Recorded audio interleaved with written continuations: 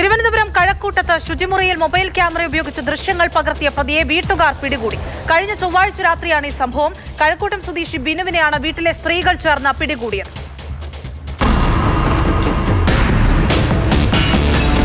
കഴക്കൂട്ടത്ത് വാടകയ്ക്ക് താമസിക്കുന്ന കുടുംബത്തിലെ പെൺകുട്ടി കുളിക്കുന്നതിനിടയിലാണ് ജനാലയുടെ നെറ്റ് പൊളിച്ച് ബിനു മൊബൈൽ ക്യാമറയിൽ ദൃശ്യങ്ങൾ പകർത്തിയത്. രാത്രിയിൽ ശബ്ദം കേട്ട പെൺകുട്ടി ആദ്യം പൂച്ചയാണെന്ന് കരുതി. പിന്നീടാണ് ജനാലയുടെ ഇടയിലൂടെ മൊബൈൽ ഫോൺ ശ്രദ്ധയിൽപ്പെട്ടത്.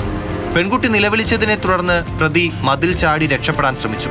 പക്ഷേ നിലത്ത് വീണ് വാരിയെല്ലിന് പൊട്ടലേറ്റു. പിന്നാലെ വീട്ടുകാർ കഴക്കൂട്ടം പോലീസിനെ വിവരം അറിയിച്ചു. പോലീസ് എത്തി ബിനുവിനെ ആശുപത്രിയിലേക്ക് മാറ്റി.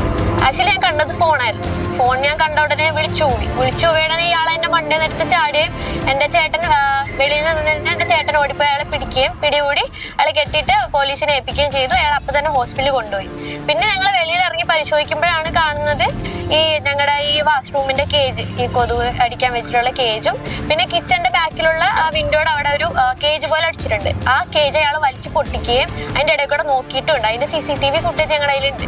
പിന്നെ ഉള്ളതെന്ന് വെച്ചാൽ റൂമിന്റെ അവിടെ അടിച്ചേക്കുന്ന എയർ ഹോളിൽ അടിച്ചേക്കുന്ന കൊതുക് കയറാതിരിക്കാനുള്ള ഒരു സംഭവമുണ്ട്, അതും വലിച്ചു പൊട്ടിച്ചിട്ടുണ്ട്.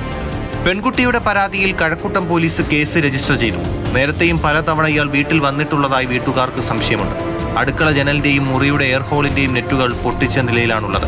മൊബൈൽ ക്യാമറ ഉപയോഗിച്ച് ശുചിമുറിയിൽ ദൃശ്യങ്ങൾ പകർത്തുന്നതിന്റെ CCTV ക്യാമറ ദൃശ്യങ്ങളും പോലീസിന് ലഭിച്ചു. ബിനുവിനൊപ്പം മറ്റാരെങ്കിലും ഉണ്ടോ എന്നും പോലീസ് അന്വേഷിക്കുന്നുണ്ട്. മാതൃഭൂമി ന്യൂസ്, തിരുവനന്തപുരം.